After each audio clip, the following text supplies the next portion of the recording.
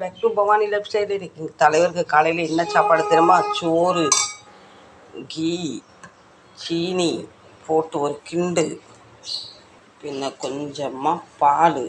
இந்த சாப்பாடு ரொம்ப நல்லாயிருக்கும், இவருக்கு ரொம்ப பிடிக்கும். அடிக்கடி இப்படி சாப்பிடுவார். பிரேக்ஃபாஸ்ட்டில் இது இருந்தால் ரொம்ப விரும்பி சாப்பிடுவார். நீங்கள் இன்றைக்கி அப்படி சாப்பிட்ருக்கீங்களா சொல்லுங்கள். கீ வாங்க மாட்டோம், வாங்கினா இப்படி தான் ஊற்றி குடிச்சிருவார். அவ்வளோ இவருக்கும் கீ பிடிக்கும். சப்பாத்தியில் மட்டும் தடவுனா இந்த கீ நமக்கு 10-15 நாள் வரும். இப்படி ஊற்றி குடித்தா 2 நாளில் முடிஞ்சு போயிடும். இப்போ சாப்பிட ஆரம்பித்தாச்சு கண்ணாடியும் போட்டுட்டு. நெய் பார்த்திங்களா எப்படி மிதக்குது. இவ்வளோ நெய் சாப்பிட்டாலே நம்ம கொலஸ்ட்ரால் சொல்லுவோம், ஆனால் இவருக்கு ரொம்ப பிடிக்கும். இந்த விஸ்கிக்கு நேற்று சாப்பாடு ஆர்டர் பண்ணி வாங்கியாச்சுன்னு ஓப்பன் பண்ணலை. ஓப்பன் பண்ணி அவளுக்கும் கொஞ்சம் கொடுத்துடலாம். இன்றைக்கி காலையில் முதல்ல ரிவனை கட் பண்ணியாச்சு. மீதிலாம் தெரியாதனமாக கடையில் போய் வெயிட்டை போய் தூக்கிட்டு வருவோம். இப்போ பாருங்கள், ஆர்டர் பண்ணோன்னே வீட்டுக்கே எல்லாம் வந்துடுது. காய்கறி ஆகட்டும், சாப்பாடு விஷயமாட்டும் எல்லாம் வந்துடுது. அந்த அளவுக்கு நம்ம சோம்பேறி ஆகி போட்டு நான் நினைக்கிறேன்.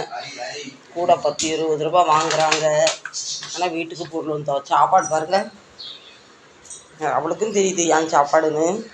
இப்போ கட் பண்ணியாச்சு. உள்ளே பாருங்க, இன்னொரு பேக்கிங் போட்டிருக்காங்க. அதேமாதிரி நல்லா சீல் பேக் பண்ணியிருக்காங்க. இந்த சீல் பேக்கு நம்ம கட் பண்ணிடலாம். இது மொத்தமாக அப்படி பேக் பண்ணி ஓப்பன் பண்ணி வச்சுட்டோன்னா புழு, பூச்சி, குப்பை வந்துடும். டப்பாவில் நம்ம நிறச்சி வச்சுக்கலாம்.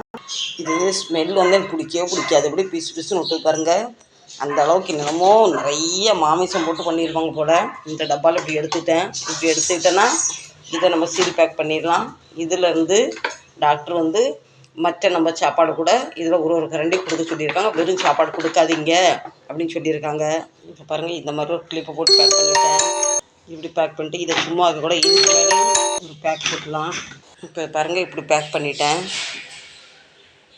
இங்கே இப்போ இந்த செடியோட நிலமெல்லாம் பாருங்கள், எல்லாமே காஞ்சி போச்சு. ஏன் காஞ்சி போச்சுன்னா, இங்கே புறா உட்காந்து முட்டை போட்டுருக்கு பார்த்தீங்களா. எங்களை பார்த்தோன்னா பயந்து ஓடுது. அதுக்கு ஓடக்கூடாதுன்னு இந்த பக்கம் நாங்கள் வர்றதே இல்லை. செடிக்கு தண்ணி ஊற்றுறதே இல்லை. ஆனால் இது கற்றால மட்டும் தண்ணி ஊற்றாமல் நல்லா ஃப்ரெஷ்ஷாக இருக்குது. இங்கே நம்ம செடிங்களில் பூ அமோகம். ரோஸ் பாருங்கள், அப்படியே கொத்தா பூ கொத்து பாருங்கள். ரோஸ் மட்டுமே 7-8 ரோஸ் இருக்குது. இது காலையிலேயே இந்த பூ பார்க்க ரொம்ப அழகானு பறித்து தண்ணியில் போட்டு வச்சுருக்காரு. அப்புறமா சாமிக்கு போட்டுடலாம். சாப்பாடு இடம் மாற்றணும். இப்படி பாருங்கள், தூக்கி இங்கே வச்சாச்சு. எப்போ தேவையோ எடுத்துக்கலாம். இந்த வீடியோ பிடிச்சிருந்தா லைக் பண்ணுங்கள், ஷேர் பண்ணுங்கள், சப்ஸ்கிரைப் பண்ணுங்கள். மீண்டும் நல்ல பதிவில் சந்திக்கிறேன். Tata, bye bye, love you, see you. அனைவருக்கும் காலை முதல் வணக்கம். பாய்.